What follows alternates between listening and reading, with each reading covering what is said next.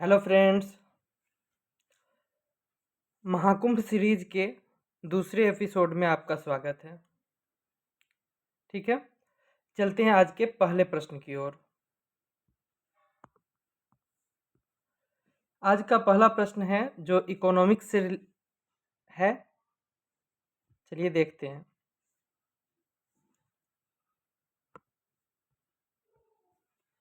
भारत में योजना आयोग का गठन कब किया गया था?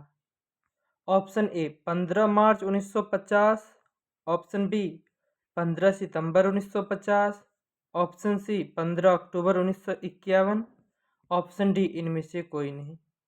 तो इस प्रश्न का सही आंसर हो जाएगा ऑप्शन नंबर ए 15 मार्च 1950 ईस्वी। ठीक है, भारत में योजना आयोग का गठन 15 मार्च 1950 ईस्वी को हुआ था।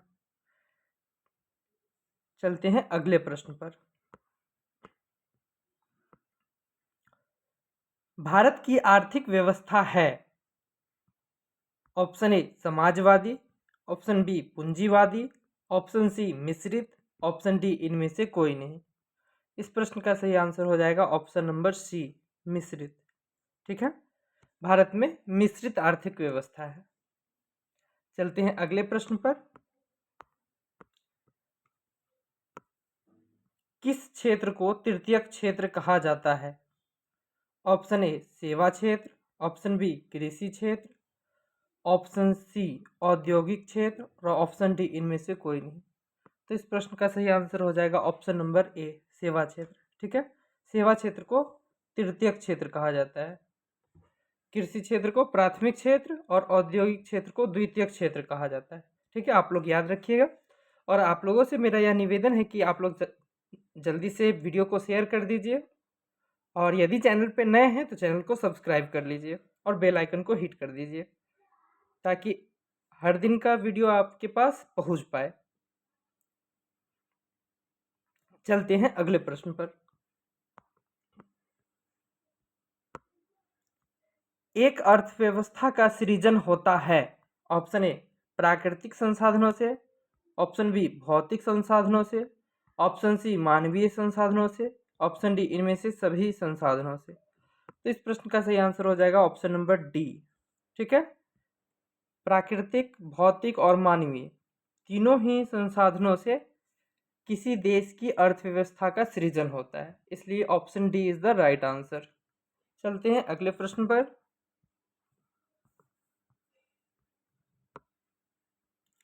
अर्थव्यवस्थाओं के मुख्य प्रकार हैं।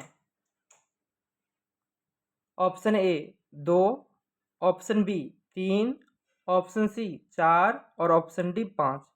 इस प्रश्न का सही आंसर हो जाएगा ऑप्शन नंबर बी 3। ठीक है, अर्थव्यवस्था तीन प्रकार के होते हैं, पूंजीवादी अर्थव्यवस्था, समाजवादी अर्थव्यवस्था और मिश्रित अर्थव्यवस्था।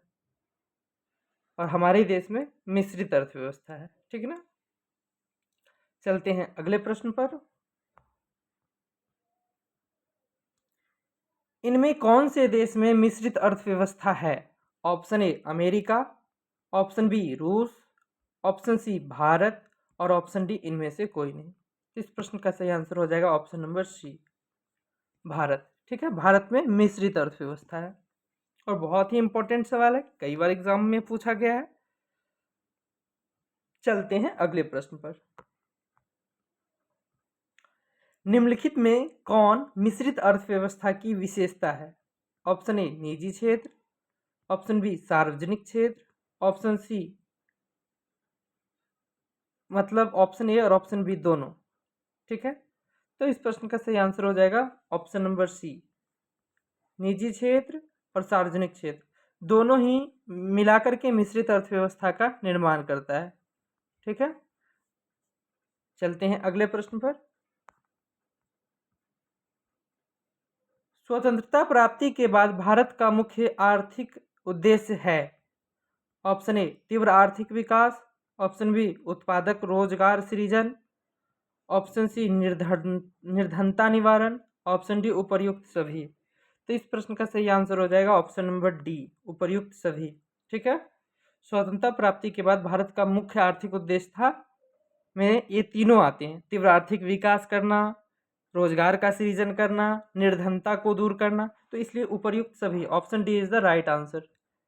चलते हैं अगले प्रश्न पर।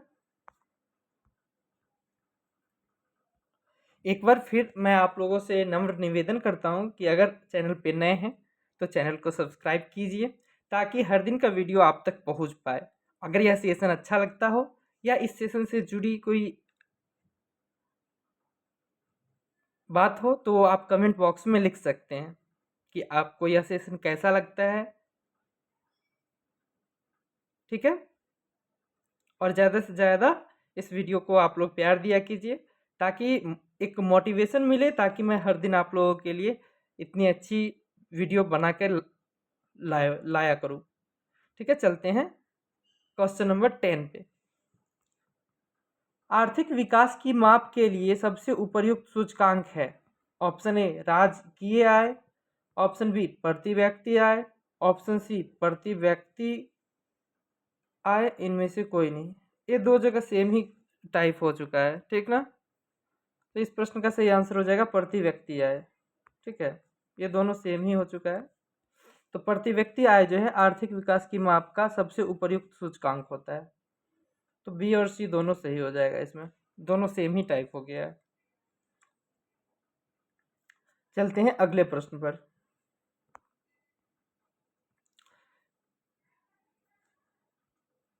निम्नांकित में कौन सा देश में एक मिश्रित अर्थव्यवस्था है? ऑप्शन ए चीन, option B America, option C Bharat, option D इनमें से कोई नहीं। तो इस प्रश्न का आंसर हो जाएगा option number C Bharat. Bharat में मिश्रित अर्थव्यवस्था है। ठीक, चलते हैं अगले प्रश्न पर। निम्नांकित में कौन सा देश विकसित अर्थव्यवस्था का उदाहरण है? इसमें विकसित अर्थव्यवस्था पूछ रहा है, विकसित अर्थव्यवस्था। Option A Indonesia, option B Sri Lanka, option C Bharat और ऑप्शन डी अमेरिका। इसका सही आंसर हो जाएगा ऑप्शन नंबर डी अमेरिका। ठीक है, अमेरिका जो है विकसित अर्थव्यवस्था वाला देश है। चलते हैं अगले प्रश्न पर। निम्न में से किसे पिछड़ा राज्य कहा जाता है? Option A Punjab, option B Kerala, option C Bihar और ऑप्शन डी दिल्ली। इस प्रश्न का सही आंसर हो जाएगा ऑप्शन नंबर सी बिहार। ठीक है, बिहार को पिछड़ा राज्य कहा जाता है। चलते हैं अगले प्रश्न पर। निम्नांकित में किस क्षेत्र को प्राथमिक क्षेत्र कहा जाता है? ऑप्शन ए औद्योगिक क्षेत्र, ऑप्शन बी कृषि क्षेत्र, ऑप्शन सी सेवा क्षेत्र और ऑप्शन डी इनमें से कोई नहीं। तो इस प्रश्न का सही आंसर हो जाएगा ऑप्शन नंबर बी कृषि क्षेत्र। ठीक है, कृषि क्षेत्र को प्राथमिक क्षेत्र कहा जाता है। चलते हैं अगले प्रश्न पर। पशुपालन मत्स्य एवं मत्स्य पालन किस क्षेत्र का अंग है? मतलब पशुपालन और मत्स्य पालन जो है वह किस क्षेत्र का अंग है? ऑप्शन ए प्राथमिक क्षेत्र, ऑप्शन बी द्वितीयक क्षेत्र, ऑप्शन सी तृतीयक क्षेत्र। तो पशुपालन और मत्स्य पालन भी प्राथमिक क्षेत्र का ही अंग है, तो इसलिए option A is the right answer. इस प्रश्न का सही आंसर ऑप्शन ए हो जाएगा। चलते हैं अगले प्रश्न पर। आर्थिक संरचना का एक अंग है। ऑप्शन ए शिक्षा, ऑप्शन बी स्वास्थ्य सेवाएं, ऑप्शन सी यातायात एवं संचार, ऑप्शन डी इनमें से कोई नहीं। तो इस प्रश्न का सही आंसर हो जाएगा ऑप्शन नंबर सी यातायात एवं संचार। ठीक है, यह आर्थिक संरचना का एक मुख्य अंग है। चलते हैं अगले प्रश्न पर।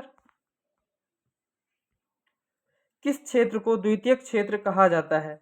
ऑप्शन ए सेवा क्षेत्र, ऑप्शन बी कृषि क्षेत्र, ऑप्शन सी उद्योग, ऑप्शन डी इनमें से कोई नहीं।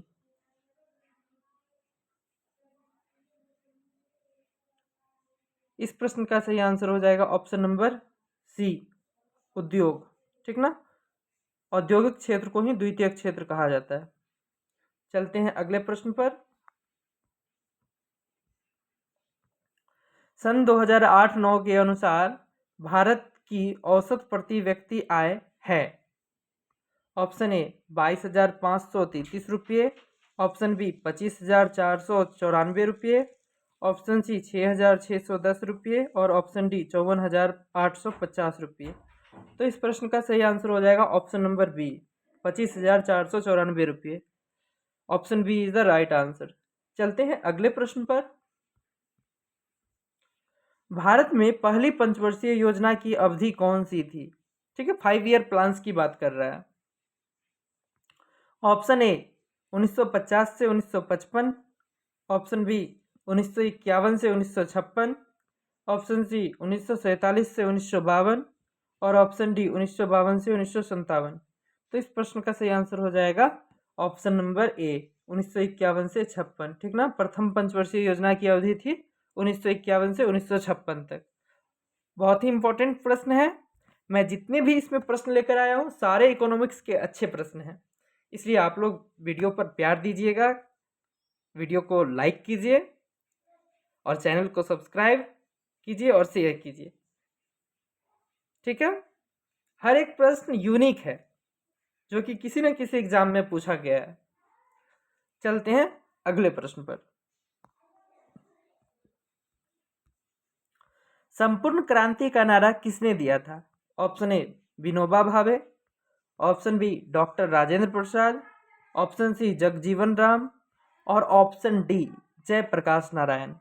तो इस प्रश्न का सही आंसर हो जाएगा option number D Jayaprakash Narayan. जैसा कि आप लोग जानते हैं कि जेपी ने संपूर्ण क्रांति का नारा दिया था। ठीक है, चलते हैं अगले प्रश्न पर।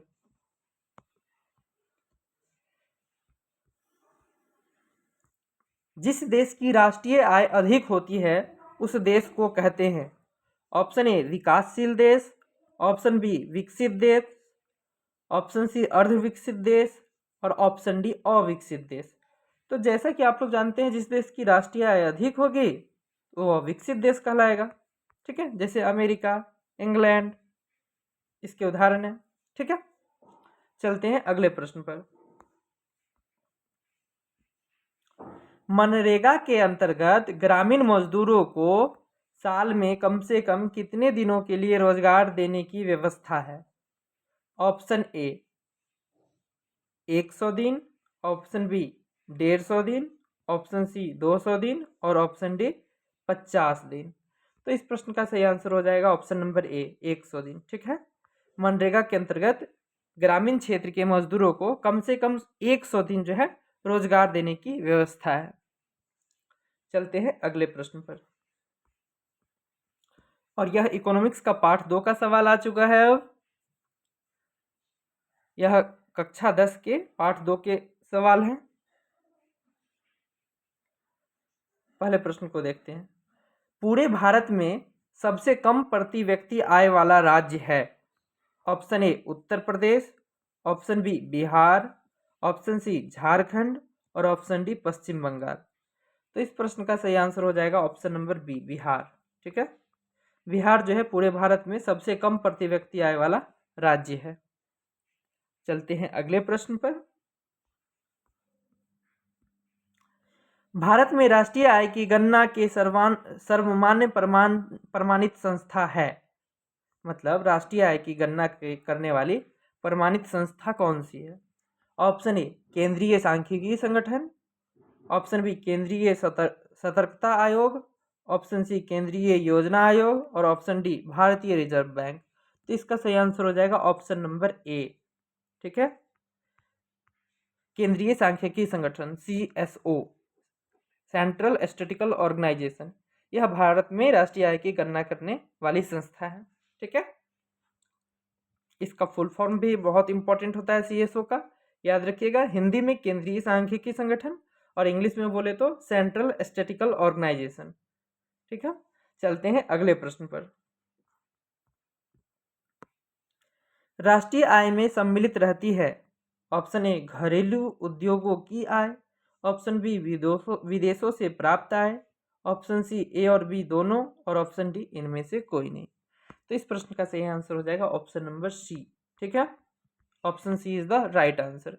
राष्ट्रीय आय में घरेलू उद्योग से आय भी सम्मिलित होता है और विदेशों से प्राप्त आय भी सम्मिलित होता है। ठीक है, इसलिए ऑप्शन सी इसका राइट आंसर हो जाएगा। चलते हैं अगले प्रश्न पर। भारत की राष्ट्रीय आय का सर्वप्रथम अनुमान लगाया गया था किसके द्वारा? ठीक ना। ऑप्शन ए प्रोफेसर देशमुख ने, ऑप्शन बी जवाहरलाल नेहरू ने, ऑप्शन सी प्रोफेसर महालनोबिस ने और ऑप्शन डी दादा भाई नौरोजी ने। ठीक है, तो इस प्रश्न का सही आंसर हो जाएगा ऑप्शन नंबर डी, दादा भाई नौरोजी। जैसा कि आप लोग जानते हैं कि दादा भाई नौरोजी के द्वारा एक पुस्तक लिखा गया था, poverty and un British rule in India. इसी पुस्तक में उन्होंने सन 1868 ईस्वी में भारत का राष्ट्रीय आय का अनुमान लगाया था और व्यक्ति की प्रति व्यक्ति आय उस समय वह 20 रुपये बताए थे। ठीक है, इसलिए दादा भाई नौरोजी इसका आंसर हो जाएगा। ठीक है, चलते हैं अगले प्रश्न पर। 2012-13 में भारत की प्रति व्यक्ति आय थी, ऑप्शन ए 49,489 रुपये, ऑप्शन बी 41,964 रुपये, ऑप्शन सी 59,822 रुपये और ऑप्शन डी 68,757 रुपये। तो इस प्रश्न का सही आंसर हो जाएगा ऑप्शन नंबर बी, 41,964 रुपये। ठीक है, यह 2012-13 की बात कर रहा है। ठीक ना, चलते हैं अगले प्रश्न पर। दादा भाई नौरोजी के अनुसार 1868 में भारत की प्रति व्यक्ति वार्षिक आय थी, इसका सही आंसर हो जाएगा ऑप्शन नंबर ए, 20 रुपये। ठीक है, चलते हैं अगले प्रश्न पर। बिहार की आय में सर्वाधिक योगदान होता है, ऑप्शन ए औद्योगिक क्षेत्र का, ऑप्शन बी कृषि क्षेत्र का, ऑप्शन सी सेवा क्षेत्र का और ऑप्शन डी इनमें से कोई नहीं। तो इसका सही आंसर हो जाएगा ऑप्शन नंबर सी, सेवा क्षेत्र का। ठीक ना, बिहार की आय में सेवा क्षेत्र का सर्वाधिक योगदान होता है।